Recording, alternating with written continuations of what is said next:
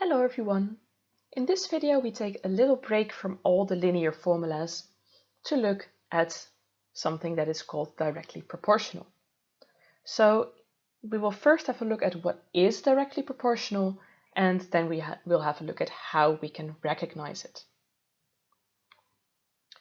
So suppose you have a table like this and you want to know what happens at 10. You might think, well, from 2 to 10 that is times 5, so surely then I just get 25. But then if you try it with a different number, then it's times 10 and then it would be 30. So no, this doesn't work. In fact, if we would actually calculate all the different steps to go from 2 to 3 to 4, etc. to 10, we would find that the answer is 21. But that is not what this is about. Because there are some very special linear relations where this does work. And those are directly proportional relations.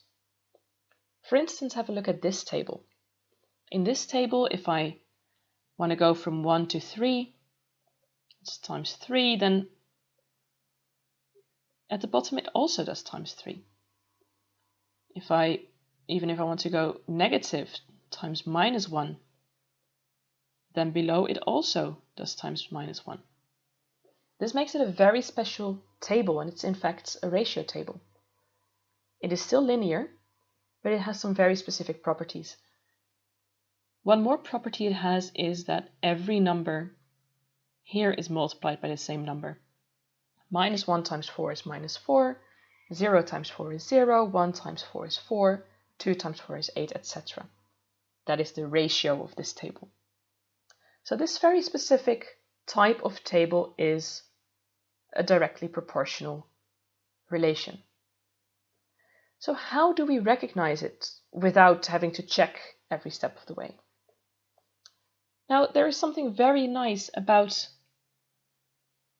this fact that we have this number here, that number that is multiplied by in every entry in this table. Because 0 times, in this case minus 4, but 0 times whatever is 0.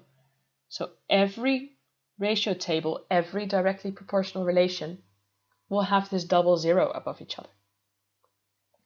That also means that every directly proportional graph is going to go through 0, 0, through the origin.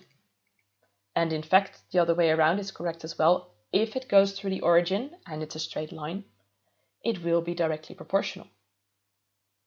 Then lastly, with the formula, if it goes through the origin, then our y-intercept is 0. So if we fill this in, it looks like y equals ax plus 0, and well, plus 0 doesn't do anything, so just y equals ax. Any directly proportional relation will have a formula that is just y equals something times x. And that ratio that we had earlier, that is actually also our gradient. So in this case, the formula was y equals minus 4x. That is all I had to say about directly proportional relations. I hope this helps you recognize when there is or isn't a directly proportional relation between two variables.